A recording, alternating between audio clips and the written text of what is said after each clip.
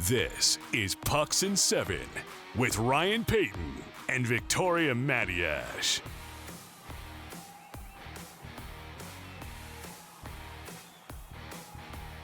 It is Friday, the 7th of February. I don't know if I've ever started a podcast that we've done in the 3 years with the date, because how often do you say to me, we should make mention of the day and the time. So I actually thought I'd do it off the top of the show. So now we know what to do. Exciting stuff, Ryan. Probably the greatest intro in the history of hockey, and people tuning in would think this has nothing to do with hockey. They're spending so much time on the date. Anyway, the reason is it'll make a lot of sense in a minute when we talk about our first topic. Pucks and Seven, Ryan Paton, Victoria Matiash. You can catch us wherever you get your podcasts, also on the Sirius XM app. Follow us on Twitter. So we're on X, Instagram, and you'll find all of our socials on there. We're going to go west in a bit. We're going to look at some of the 7 pressing topics, I guess, in the Western Conference. We'll begin, though, with the Eastern Conference. And there's been a ton going on as well, Vic. The last week and change with all the trades that have happened. Feels like there's already a trade deadline going on. Break is going to start after this weekend. You're going to go to the Four Nations 2 next week. That's going to be great in Montreal. Let's begin there. And back to my reference of the date and the time. So this is before noon Eastern that we're doing this show on the Friday. Sidney Crosby, the latest is that he's going to get looked at. We're going to have some sort of update today on his condition. And that's going to determine whether or not, more than likely, he'll be able to participate in the Four Nations next week. We talked about this just before we came on. It can be a huge wrinkle, a small wrinkle, maybe nothing, but it's something because it's Sidney Crosby if he can't go. I think it's something. It takes, if he's not able to play because he is hurt, and we do know if he can play, he will play. There's no way that guy is going to sit at home. No. It does take the air out of the balloon a little bit for this tournament. I think it's still going to be a banging tournament. It's not like I'm going to look forward to it really any less, right, because it's going to be spectacular. I really do think a lot of people are going to get into it once it gets going as well. That's how it is. You know how with the Olympics, the Olympics, waste of money, it's so political, and then somebody wins a gold medal and all of a sudden we're all, it's the most amazing competition ever. Political? The Olympics? Come on. Yes. Okay. Save that for another podcast. Yeah. But it won't be quite the same if the captain of Team Canada, who has represented his country so successfully for decades now, we can say decades. Yes. It's not going to be the same thing. I don't like what we're hearing out of Pittsburgh, Ryan. I really don't. I don't like the whole not practicing with the team, skating on his own gingerly. I don't like that word when it applies to this. Hopefully we get a pleasant surprise, probably sometime this afternoon. I imagine we're going to get an update. If it isn't definitive about whether he's able to participate or not, I think we're going to get a greater idea. And I think for the Penguins too, they're not in this thing at all. They're not going to make the postseason. It's been a dreadful year. Kyle Dubas. It's a key point. Yeah. Yeah. Kyle Dubas saying whenever he did, hey, pretty much everyone's up for sale on this team. I'm going to whatever, yada, yada, yada. So that's not happening. So he doesn't have that to think, maybe I'll take the 2 weeks off. My team's in the playoff hunt. They need me. Yes, the Four Nations is great. Another chance to represent the country. We're the C on the jersey, a Canada jersey, but it's the cup, and we're trying to get that. But that's not the case. So to your point about he will do everything he possibly can, I think the gingerly thing, I don't like that either. That tells you a lot about someone's condition. And it specifically tells you a lot about Crosby because he goes full tilt most of the time, right? So if he's doing it gingerly, that also says to me that he is really trying his best to nurse whatever is ailing him in order to make the event happen for his sake. Because the event will be fine. It'll be fun. As you said, you're going to it. Going to be great. But it's going to be missing something if he can't go. He's a team captain, man. He's one of the 4 team captains participating in this tournament. So, of course, it's not going to be the same. So, fingers crossed that we get some decent news this afternoon, and then we don't have to talk about this anymore. It does sound great on the Quinn Hughes front. I know we're going to get to the West in a bit, but it sounds like Quinn Hughes is participating, or there's a good chance he's going to play on the weekend, and therefore he'll be able to participate. Same with Zach Werenski, who played half an hour last night. So he's okay. Yeah, you know what was crazy about that? He played half an hour in the first period, and it's only 20 minutes. Right. It was quite a trick. Yeah, it was. Anyway, hopefully, Sid, look, love to see 87 play. Would love that you specifically are going to be there next week. I know you're going to you're in the Sweden game, right? Sweden against Canada. The Wednesday game, the Wednesday night game, 8:00 at Le Centre Bell. Really looking forward to it. That's going to be awesome. How are you going to do again cheering against Willie Nylander? Are you going to be okay with that? For 3 hours, yes. You can. Yeah. I had to think about it for a split second. Did. Yeah, you did. I'll put it to Willie. You know what? Just don't hurt yourself, but just don't do anything that can hurt Canada's chances. If you could take a break for the next couple of weeks and then come back to the Maple Leafs and score another 30 goals. How's that? Yeah, exactly. He's fantastic, by the way. So too is this guy. And I was thinking about this before we came on and did this morning. There's certain records in sports that will never be broken, and there's a whole list of them that people have. Some the same. You're confident in that, eh? Oh, I'm absolutely. Well, I haven't even told you what record it is. No, just in general. There's certain ones that will never be broken. It's quite a definitive statement, is all I'm saying. Yeah, even though the adage is records were made to be broken. Yes, that's only said when somebody gets close to the record being broken. So one of the records I think will never be broken is Joe DiMaggio with his 56-game hitting streak. And I guarantee you that 90+% of the people would agree with me. There's no chance. So it's hard enough to hit a baseball. It's hard enough to do it in 10, 11, 20, sure. 56 straight games with at least a hit. That's crazy. Anyway, point is, Alex Ovechkin is now what? He is getting close. He is 16 away. So he scored in 4 straight. 16 away from Gretzky's 894. My question to you is this before we think about, hey, what date and what game is he possibly going to do this? Were we naive to think that when Gretzky did hit the 894, too bad he didn't get to 900, by the way, just play another week or 2 or 3, maybe a month because you're older at that point, Wayne. Were we naive to think that nobody was ever going to break Gretzky's 894? Well, the answer is clearly yes, because I know, somebody's about to do it. But my point is, at the time, you think, okay, players could play 20 years.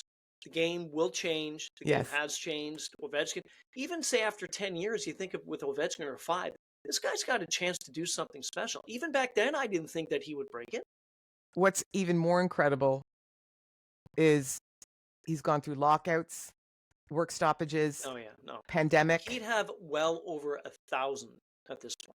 So he would comfortably be there already if it wasn't for elements outside of his control. He's been incredibly healthy throughout his career. Yes, I know this season was a bit of an anomaly in that sense. He missed what, the 16 games this season? You take the 16 that he missed, you put him on the same pace that he's going this season, he'd be, I don't know, maybe 2-3 away right now. Who knows? He'd be closer for sure, yeah. Absolutely. When do you think it happens? I was looking at the schedule, and I don't want to mess this thing up, so I actually have it here, and it forced me to shut down my computer. That's actually what happened the last time. So I'm thinking first of all, I don't want it to be a goal or 2 away, and I've said this the whole season we've done this. I don't want this to be a year where he gets close, doesn't get it, and then within the first 2-3 games next season. He's going to get it this season, Ryan. Unless he falls hurt, he's going to get it this season. Okay. So the last 4 games of their season, okay, based on the way he's going, the chances are more than likely, again, because he scores in bunches, he's gone 4 straight with a goal. He could get this at the end of the regular season, maybe the second to last week. So look at the last 6 games they have. On the 6th of April, the Islanders, then the 10th, they have the Canes, and then they have back-to-back against Columbus at home and away on the 12th and 13th. The 15th against the Isles, the last game they have, and I think this is when he's going to do it. I think I said this to you last time we talked about it. It's against, guess who? Sidney Crosby and the Pittsburgh Penguins. Well, that's storybook. That's what we all want. So then shut it down, do the last page of that epic story, not tie the record, break the record. Right. Well, maybe tie it and break it the same, doesn't matter. But I think he's going to get it done in that final week in one of those 3 games. No, it's April 12th in Columbus. Okay, so just before the final. Because I want to go to that game, and so willing that it's all about you, right? into reality. It's all about me. Oh, I know it is. You knew? Ovi, I got to go to the game. Can you find a way to get in on the 12th? Yeah. He's going to get it though, right? I mean, at the end of it. I don't think and I actually think that the 12th is quite reasonable. It's 25 games away. So 16 goals for Alex Ovechkin in 25 games is incredibly doable. Yeah. It's not a big issue. So, but it is a fun race to watch. It's been fun watching what the Capitals have accomplished all season. They still remain at top of the East. Good on them, fighting for the President's Trophy, at least in the conversation. So a lot of things going right in Washington, that's for sure. I'm glad you made that point, and then we'll move on. That this is a run that Ovi's doing while the team is absolutely sensational. It's more fun, eh? Exactly. It's way more fun when there's team success, and he's looking forward to. It would just be such a letdown if they get into the postseason and they're just smoked in the first round. It would just. I don't think that's going to happen, but we've certainly seen it happen before with teams that you expect to dominate, and then they just fall apart in what generally a week and a half. So hopefully that's not in the cards for Capitals fans, but it'll be interesting. And the old adage is, it doesn't matter, just get in, right? It doesn't matter how you get in, just get in. You Absolutely. Never know, what can happen. Okay, so you and I will go back and forth a tiny bit on this about the opinions that we have on the Rangers. They, of course, made that huge deal. JT Miller going back to Vancouver.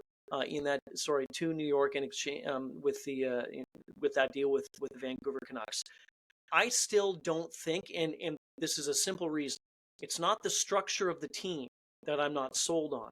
It's the teams that they continue to fight, chase, the division. Mm-hmm. It's other clubs that they are chasing that is the issue for me. I just don't think that all those teams are going to completely back off, and the Rangers are going to have I'm not going to say an easy way in, but they're going to be able to make it in. That's where I'm going with this. It's not that they're not a structurally good team, but I'm not as sold on them. I've been sold on them for a while anyway. I'm not as sold on them as you are. And you would say that you are more sold on the Ottawa Senators and the Detroit Red Wings right now. Is right that your now argument? I am, yes. Okay. Right now I am, correct. And you shouldn't be, because at the beginning of the season, if I were to say, hey, out of these three teams, what team do you think will go further? New York? Well, there's no wrong answer today. We have to keep that in mind because we don't know what's going to happen yet. I am much more sold on the Rangers than you are. That is true. Mm-hmm. I look at the teams they are battling, and I understand and I respect what you're saying about the number of clubs that they have to hurdle, because there are a few. It's like 4 or 5 they have to get past. Mm-hmm. And everybody is sort of playing well right now, right? Yes. Which is a problem. The Rangers they're the best team of that gaggle. And I think they're not only the best team by a small margin, and they're much better now that they have JT Miller playing center on that top line. Mika Zibanejad has erupted for 5 points in his last 3 games. Artemi Panarin is now looking like Artemi Panarin again. And if you're going to get a little bit of support, you still have Adam Fox as an elite top-tier defender in the league, and Shesterkin looks good. Mm-hmm. They're just the makeup of that team. They also have games in hand, Ryan, over some of their closest contenders. Mm-hmm. If you're going to ask me if it's going to be Columbus or Detroit or Ottawa and not the New York Rangers, I can't say yes to that right now. Not today. Right. That's the sexy pick. The sexy pick is the Rangers. It is. And not only the sexy pick. They're the sexiest team. Yeah, exactly. We'll see. Toronto Maple Leafs, 2 things with that. Number one, they won last night. They look great. They're continuing to play well. What are they at right now when it comes to the standings? I know they're battling the Panthers, and it's going to be the Panthers, and it's going to be Toronto, and Lightning will be there. The Lightning will be there, yeah. So right now it's Tampa, Toronto, and Florida, the top 3. No surprise. And Toronto's in second. They have 2 games in hand on the Panthers. The Tampa Bay Lightning have 3 games in hand on the Panthers. Last night they beat Seattle. The Leafs did. Stolarz was back. He looked great. Because he's hurt himself already, every time he makes these lunging saves, because he's, 8'3" on skates? Yeah, he's pretty big. I take a breath and I cringe because I don't want anything to happen to him. Anyway, he looked good last night. So that's one story, but we also want to talk about the Matthew Knies contract, which is upcoming at some point. Last note on the Stolarz thing, though. I want you to relax a little bit because the surgery was done to remove a bit from his knee. Right. Not a lot. A bit. Yeah. Okay, okay, I got it. I'll relax a bit. Okay? I'll relax a bit. There we go. Oh, dear. So, start all over. So the surgery was done to remove a bit from his knee. Mm-hmm. The bit's gone. Yes. Right? Mm-hmm. And he's recuperated so very wonderfully. He has. So I'm not concerned anymore because this, to me, it sounds like Anthony Stolarz is just back to being Anthony Stolarz now. Right. It's not one of those situations where it's a groin thing and they're trying to battle through it, and every time they go into the butterfly, we all have a collective heart attack. It just doesn't feel like that to me. And Ryan, he looked really good. He allowed 1 goal. I think it was 27 saves, first star of the game. I mean, goodness gracious me, this Maple Leafs team looks healthy now, pretty much from the net out. I think we're going to see a little less Joseph Woll going forward, and I think we're going to see a little bit more Anthony Stolarz. That's my prediction. And I think you and I talked about this when he went down, and we said, number one, that if there was the bit that was an issue, then maybe he could have been out for a couple of weeks, rehabbed it a bit, no pun intended, rehabbed it and came back and all that. But the Leafs decided, no, let's get this thing cleaned up. I like that. I do too. And I think we talked about this and we said something like, that's good because the Leafs are a good enough team, and Joseph Woll has proven he's a very good goaltender. And good enough. So just roll with it. And when he comes back, that 1-2 punch again, that was dynamite. Sheldon Keefe said before Stolarz went down, the Leafs have the best goaltending in the entire NHL. When the 1-2 punch comes back, then they'll be absolutely fine. So guess what? That's where we're at. Matthew Knies in the contract. Right. What do you think that's? I don't know. Like? What do you think? So I'm looking at a couple of things on comparables. There was one comparable that came out that has me intrigued, and the number doesn't scare me. I mean, the cap is going up. By the way, the cap's going up. We should mention that because we haven't talked about that in this forum yet. So it's going up. Okay, let's just say in the next 2 years, it's going up about 9 million. Am I right there? That's it's like approximately 9 million. That's at least a number that I can work through my brain, and I understand what that means. That's a lot. It is. And it was more than most of us anticipated. We knew that the cap was going up, but we didn't expect it to be that large of a jump. So obviously the floor, that's the ceiling, the floor is also going to go up a bit, and that's going to be a concern for some lesser spending teams. But in general, this is great news. The league is healthy. Everybody's happy. The owners who want to blow a bunch of bucks are going to have a little bit more freedom. So that coming into play, a very happy day for Mitch Marner. So that coming into play. Now Matthew Knies, who is turning a restricted free agent this summer. So there isn't the same flexibility as if he was turning a UFA. Right. But he is a restricted free agent. He can negotiate a long-term deal. What do you think it looks like? Because I don't know if it's going to be something a little bit bridgier, if he wants to bet on himself a little bit, or if he decides, no, this is where I want to be. And we don't see too many of those anymore. This is where I want to be. I'm going to sign something longer term and commit to the dollar figure now. The comparable that I did see was Matt Boldy's contract at 7 and 49. Okay.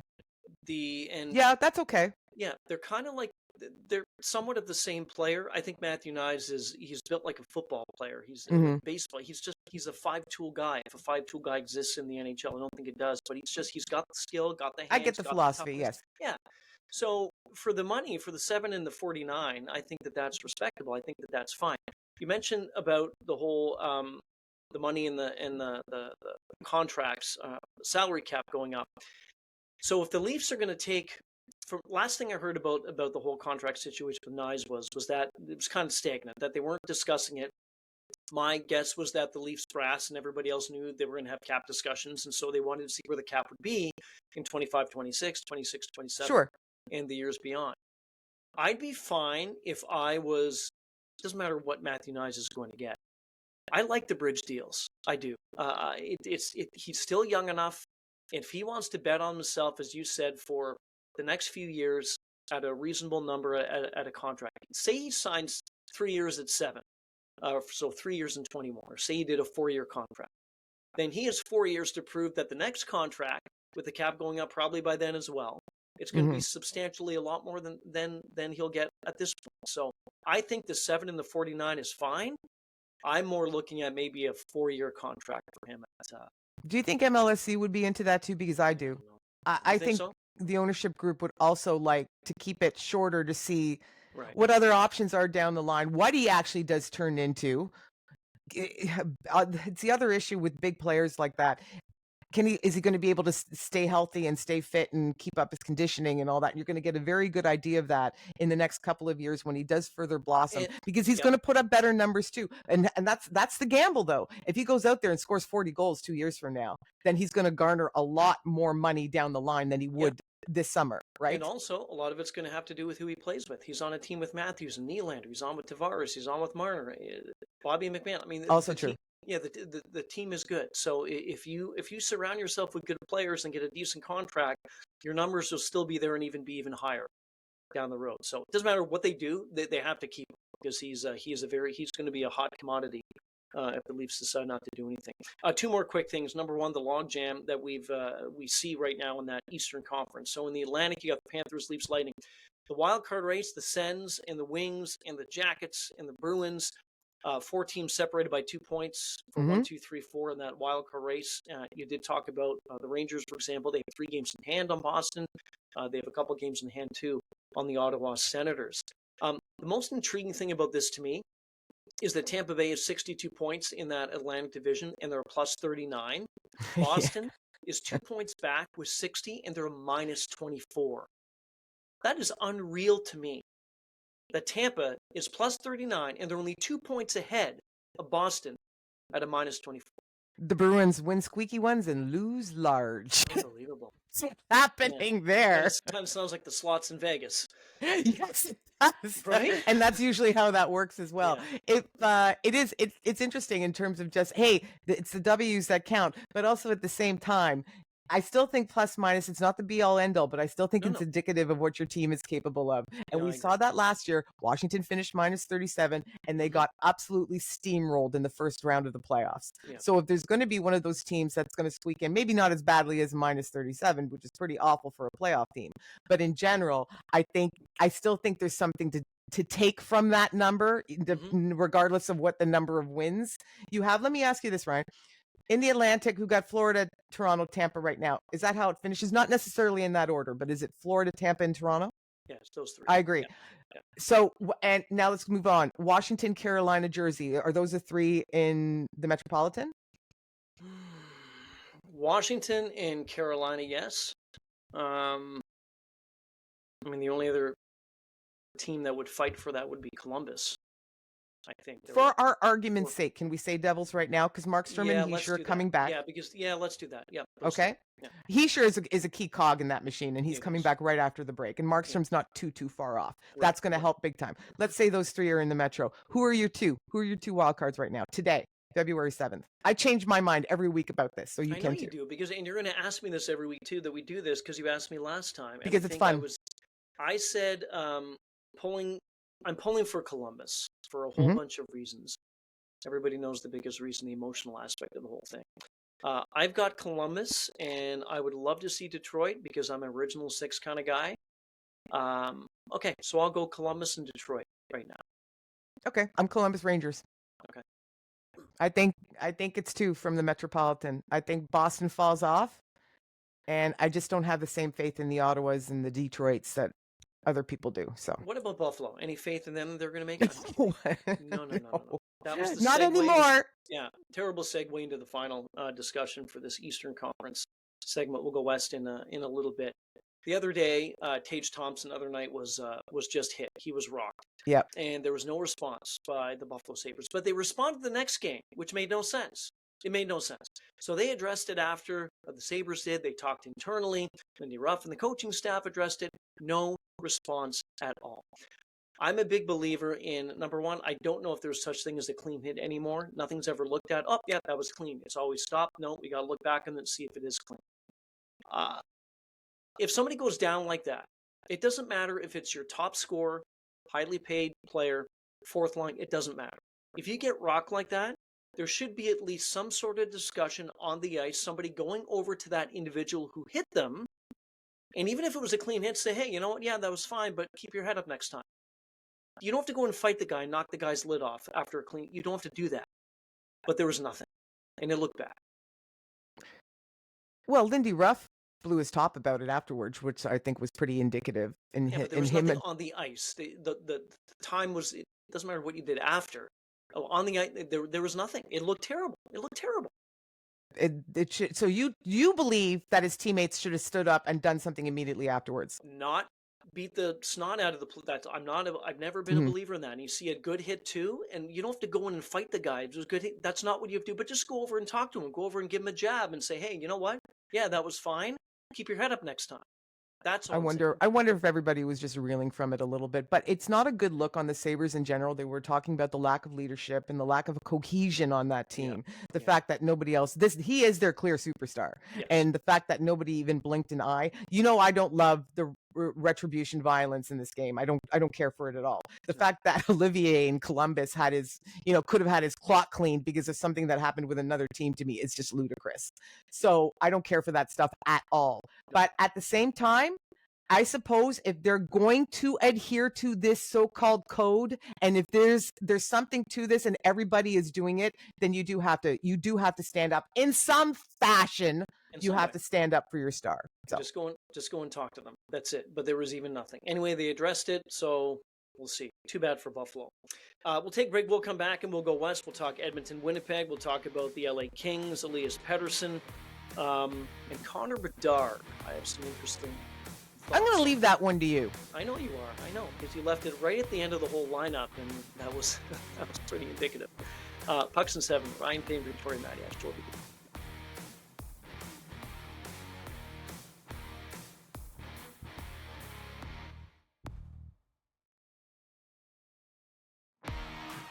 Welcome back to Pucks and 7 with Ryan Payton and Victoria Matiash.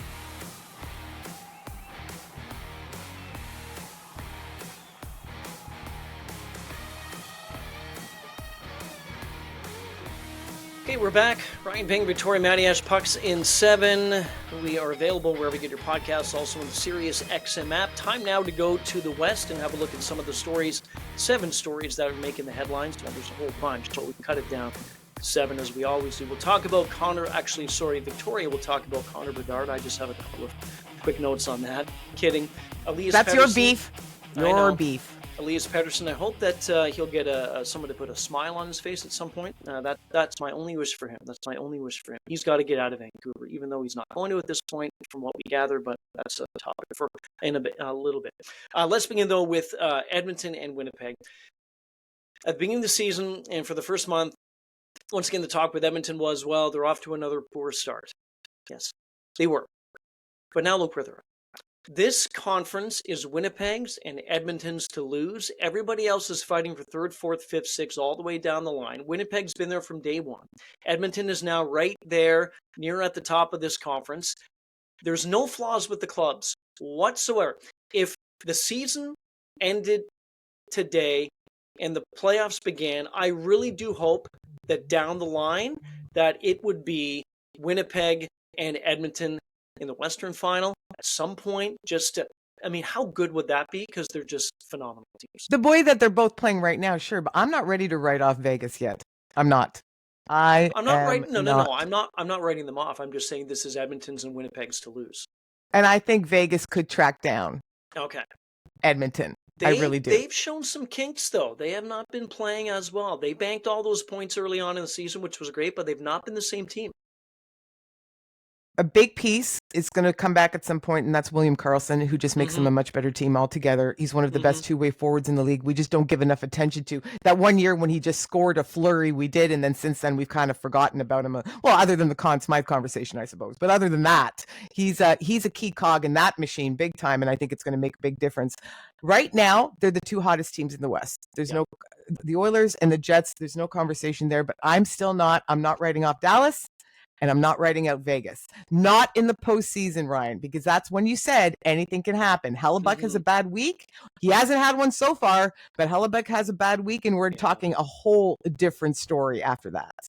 If the playoffs began today, Winnipeg is in that top seed in the West, and they would face Vancouver. Yeah. So that in 4 or 5?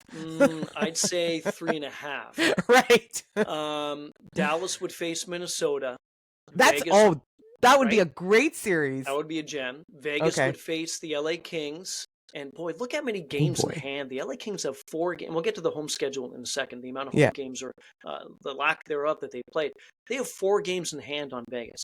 And then it would be Colorado and Edmonton in the first round matchup as well. So those would McKinnon, McDavid, serve it right up. Wow. Let's go. The Jets from day one, though, and I've always thought this about clubs. Look what happened to Boston. They had 135 or 136 a couple of seasons ago when they set the record. And what happened after that? Exactly. So that's the thing. So you can do whatever you want, win the President's Trophy. Who cares at the end? It's not the Stanley Cup. Have the most points in the season. It doesn't matter. You never know what happens in round one, but that would be fun to watch. The Dallas and Minnesota series. That would Anyway, we have a ways to go. Speaking of Minnesota, Minnesota's hanging in 5 wins in their last 10. We've talked about, and we're going to talk about the LA Kings home schedule in a second. I've looked at this, and I'm sure you have as well over the course of the season. There's so many strange things happening with teams this year, with home records and away records. The team like Minnesota, who is in 3rd spot in that division, the home record, they're only at 500. They're 12-12-1. On the road, they're 27-3. At the end of the year, it is quite possible. They have what? So 55, 82. You've got 27 games to go.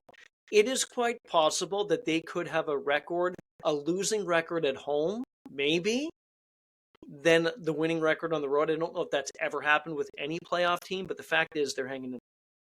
It's unusual for sure. I bet you it has happened. I bet you if we dug it up, probably. It's not common. Yeah. It's not common.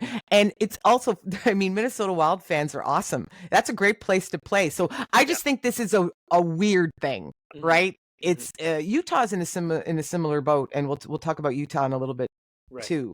But the fact I think this is going to be one of those things that balances out a little bit down the stretch. It's not like they're necessarily going to win their next 10 at home or anything to that degree.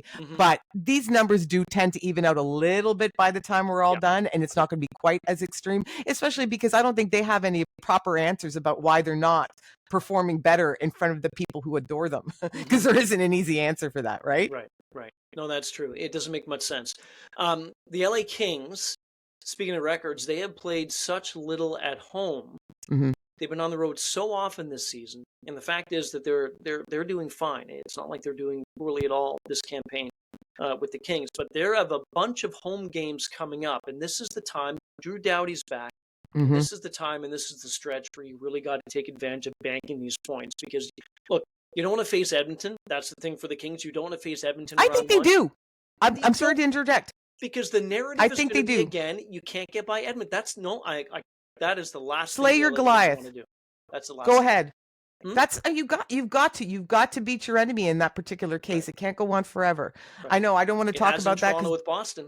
I was going to say Buffalo Bills and Kansas City Chiefs.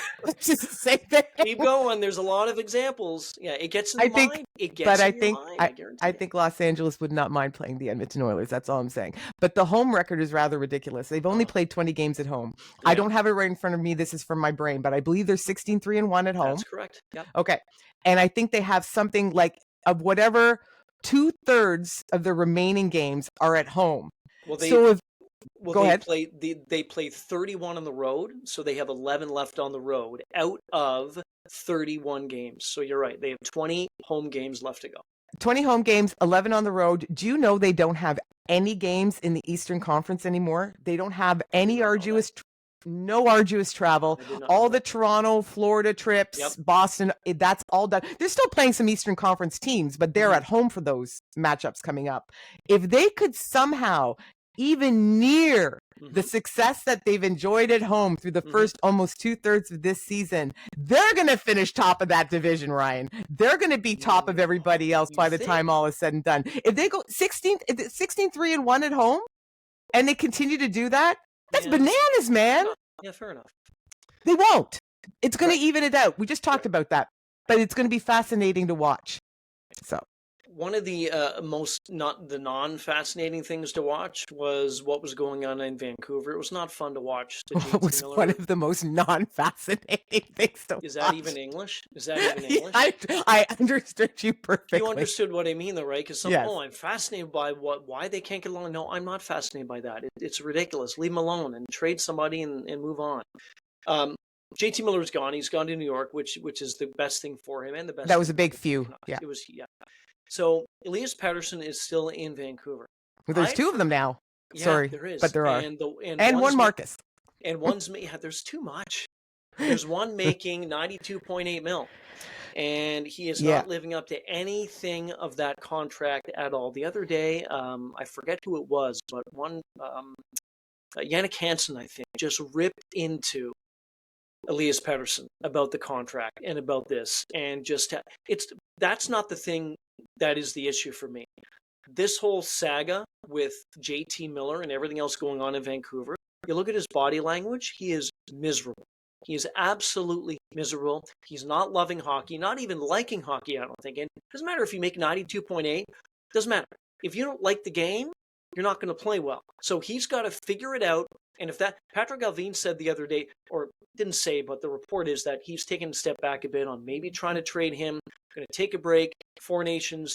We got rid of one, and let's figure that out down the road. But there's got to be something that needs to be done, because if he continues to be like this, God forbid he will be. I hope he doesn't. But that contract could go down. Again, I'm looking way down the road. One of the worst contracts out. I agree with you that it's not necessarily, the dollar figure is so glaring that we're obviously going to talk about it. And I never fault any player from signing that contract. No. But when you're not going to turn down dollars. Those numbers beside your, but when you have those numbers beside your name and you're not playing well, everyone's going to talk about it. It's also the fact that he's not playing to his abilities. We've watched Pettersson at his very best when he's put up piles of points, and he's just been a magician out there and the way he's moved. And he doesn't, you're right, Ryan, he doesn't look like himself at all. And he's got a big sourpuss going strong pretty much day in and day out these days. Yeah. I was expecting a little bit of a bump after JT Miller. Okay, so your enemy has now been shipped. You won. You get to remain with your team, okie dokie. And it almost looks like Brock Besser is coming out of his shell a little bit. Jake DeBrusk looks a little bit better out there. I was expecting the same from Pettersson. We're not seeing it yet. No. This is what I'm looking forward to now. He's going to get a break. I know he's got Toronto Saturday night. After that, he gets a break. He gets to play with his fellow Swedes at 4 Nations. Maybe rediscover a little joy with some of these. You're thinking and hoping that this is going to be exactly what he needs. I hope so. Yeah, me too. A refresh, like a little bit of an antidote to the misery that we have just been bombarded with out of Vancouver for so long now. Miller's gone. He can settle into that. He can play with some of his buds he's known since he was a little kid. Yeah. He can go and have a joyful experience, especially if Sweden enjoys some success at this tournament, which they very well may, and take that reset, hopefully bring that joy back to Vancouver.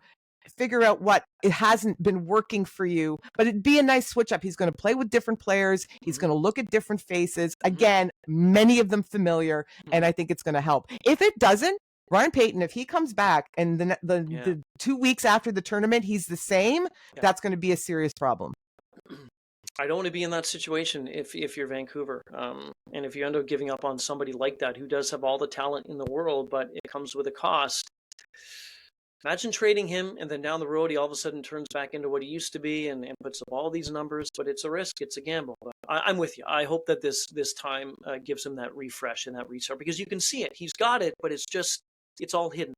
It's all hidden right now. You want to talk about tonight, and we mentioned this tiny bit when we talked about the Kings' home schedule left. Don't write off Utah. I love the fact that Dylan Guenther is back, and it seems like he quietly came back a little ahead of schedule. I know they're without Logan Cooley now, but they're almost the healthiest that they've been all season. I'm just fascinated by that hockey team. I love the youthful vigorance has me going. I like what they're doing. They play exciting games all the time. It seems like they're never out of it. Right. They tend to beat really good teams, which I think is a sign of, what they're capable of eventually. Are they going to make the playoffs this season? Probably not. Vancouver would have to take a tumble for that to happen. Calgary would have to tumble as well. But I'm just not writing them off.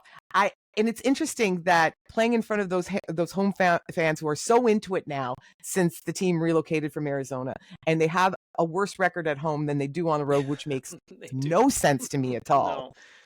Again, I think that's something that self-corrects in the final third of the season. And I wouldn't be surprised if we're talking, maybe they don't make it, Ryan, but if we're talking about them in the first week of April of having maybe a shot. Yeah, when Ryan Smith came out and him and his wife came out for the first time, and he was in that hat and he was just in that loose, just the casual outfit, I thought finally now they have leaders in place, and they have an ownership group that, I'm not saying the ownership group didn't love the team before and all that, but they've been through I know. He was pretty nasty dude, Ryan. They've been through so many things. We had Bill Armstrong on not too long ago, and he said just to have the weight of not knowing where you're going to be and have some solidification in the place that you can call home is he said words can't even express how much that means. It's massive. Now they can put down roots. I mean, these players, some of them are married, they have kids. How do you register your kids for school and put them in activities?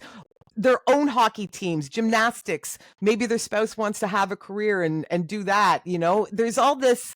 And when you're transient like that and you're basically living out of a suitcase season to season, it's very difficult. So the fact that there's permanence there now, you can see the reflection on the ice, Ryan. They're playing better. They're more competitive. They seem more upbeat. Are they a playoff team? Probably not yet. Are they getting closer? Absolutely. Yeah, the attitude is good and they have a home, which is fantastic. Okay, last one before we actually, I think you had one more thing on here, didn't you? You did. Yeah, San Jose's future. Let's just do these quick. So Connor Bedard, I'm just going to say this about him. He is a generational talent. He's on the wrong team. So let me change that. He's on the right team, but the team around him is not good. So Kyle Davidson needs to figure this thing out. I know he has a ways to go. It's a big jump from junior. He had all the success in the world. The team's not been playing well. He's been playing better. Left off the Four Nations. He remember one of his comments was, "Hey, you make your bed, you lie in it." And so he was a bit ticked, but I didn't expect him at all to be. If he made the team and Logan Thompson didn't, I wouldn't be able to sleep at night.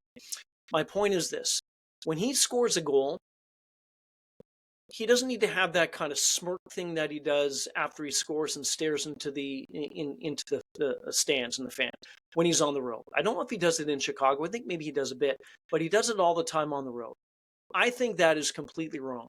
You should not be focused on that. You don't deserve to be. You don't see. Didn't see a Connor McDavid do that type of thing. You never saw an Austin. Remember when Austin Matthews scored his first 4 goals in the NHL in Ottawa? I do. When he scored that 4th one. It was, oh man, I just scored my 4th. You remember that play? I think it was a 2-on-1. My point is that it's not becoming of a superstar athlete. You've got to lose that. It's not needed. Why does it bother me? I don't know. It doesn't. Because it's arrogant and you hate arrogance. That's why. I do. I just think, you know what? You're Connor Bedard. Yes, you're a great hockey player. Yes, there's no denying that. But you don't need to be doing that all the time and do one of these things and stare into the stands. Your team is terrible. You're not winning anything this season. So until you start to do that, then maybe you can do it. But I don't know. I just think he needs to focus on a few more things. I like it. Okay, let's move on. I said quick. Let's go. San Jose's future. They made the deal recently involving Granlund. So Mike Rhea, I think, is doing a great job. I think they have a bunch of picks now coming up in 2025. I love this direction. I do too. They're doing this properly. They are really building up, from the studs. Yep. It's none of this. I know we're always talking about retooling now, and you don't want to rebuild, you want to retool. They are rebuilding in San Jose. And I think that team, look at what Macklin Celebrini is doing, really. Yep. And there's even other young talent, Smith as well. There's other young talent on that team right now that you are seeing a lot of spark from. And with all those draft picks, now you still got to pick the right players. They always talk about that, right? Yeah. You can have 40 first rounders, and if you don't get those choices correct, it's not going to matter. But the fact that they're scouting their butts off right now, obviously, not even this year's draft class, but down the road. Yeah. And I think, again, this team is going to be, if it comes together like it could, I think this team could be really something in, we're going to say 3-4 years from now. One of the biggest differences, and then we'll end, one of the biggest differences between them and the Chicago Blackhawks, because I look at where Chicago is at right now, but more specifically, I look where they're kind of trending. And we talk about body language a lot on this show, and I think that we should. We mentioned Elias Pettersson, for example. His body language is terrible. San Jose, they're 1 point back of Chicago. They've won once in the last 10 games, but they look like they're enjoying themselves. Yeah, I know. It's different, isn't it? Difference it's really them and it's contagious. And I look at that and think, more than likely you're going to lose tonight, but that's okay because we're having fun. We're playing hockey. We know Mike Greer is doing what he can to make our team better for the forthcoming years. To me, it's like this: you want to be a good team, not just for one season. You want to be a good team for a bunch of years in a row. And if it takes you a bunch of years to get to that point, it's worth it. And that's where San Jose is going. But I look at them, you mentioned Celebrini, Will Smith, all these other players on the team. They're having fun. The coach, youngest coach in the league, he's having fun. Just ride it out. Things are moving in the right direction. I applaud It's true. them. I applaud them. I think they're minus 63 in goal differential. 63. Yeah, it's not. And they're having a good time. You know what? Yeah, why not? Hey, I'm minus 63, but I'm happy. We can all learn from that. All right, we're out of time. We're going to be back next week. Again, Vic's going to go to the Four Nations. That's going to be great. And yeah, thanks for listening. Pucks and 7, Ryan Payton, Victoria Matiash. Follow us wherever you get your podcasts, also on the Sirius XM app. This has been Pucks and 7, available on the SiriusXM app and wherever you get your podcasts.